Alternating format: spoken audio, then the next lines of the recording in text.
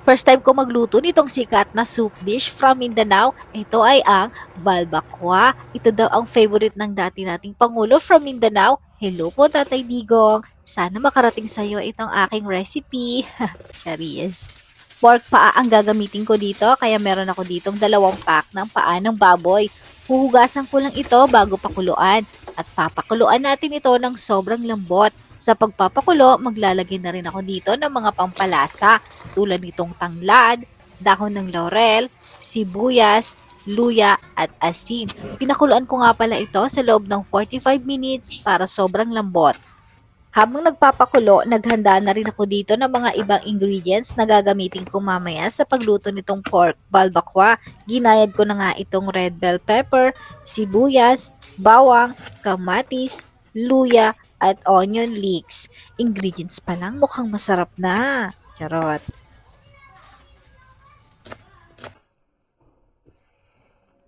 At ayan na, malambot na itong mga paa ng baboy.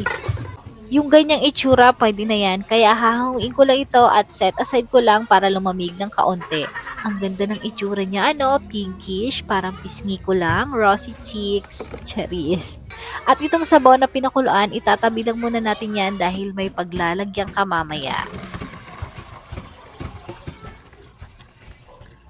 At magsisimula na tayong maggisa. Maglalagay lang ako ng kaunting mantika at pag medyo mainit na, igigisa na natin itong sibuyas, bawang, luya at kamatis.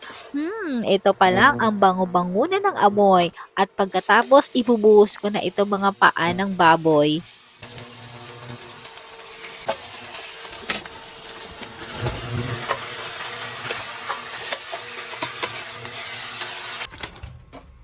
Itong anato seeds na magbibigay kulay sa ating balbakwa ay nilagyan ko lang ng kaunting mainit na tubig para lumabas lang ang tunay nitong kulay.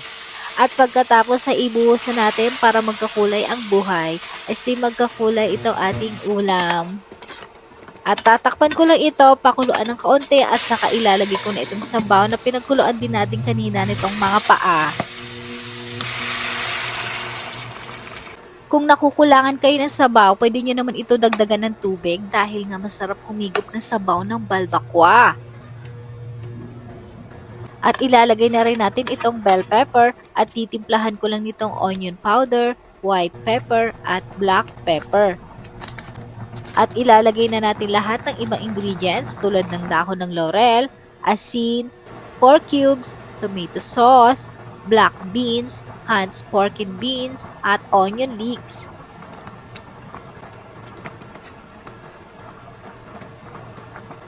At nailagay na nga natin ang lahat ng ingredients at papakuluan lang natin hanggang sa maging ready na higupin itong ating pork balbakwa. At nagpahabol lang ako dito ng kaunting patis.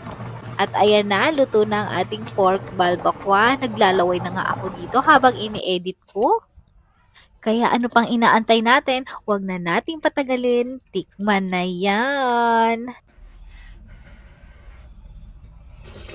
Mm.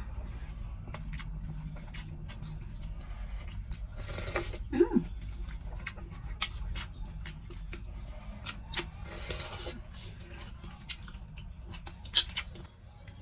Shoutout pala kay Ma'am Celia De Jesus at Ma'am Tina na laging nag-aabang sa mga videos ko. At ayun lang, salamat sa inyong panonood. Bye! Mm.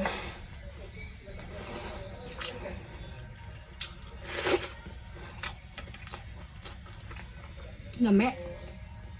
Mm.